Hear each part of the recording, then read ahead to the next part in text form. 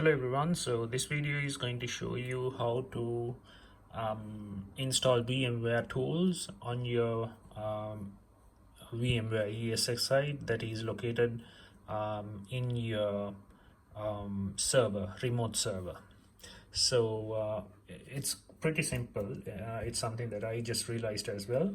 All you have to do is, so I just go out, go into your VMware Fusion, and then go into virtual machine, install VMware tools.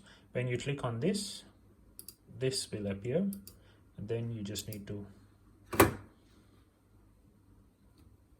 click on run setup.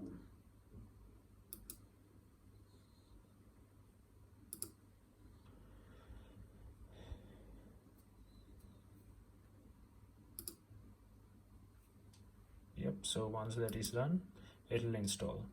So that is about it. I just want to show it because I kind of figured that it might be confusing for some of you, just like it was for me. Thanks for watching.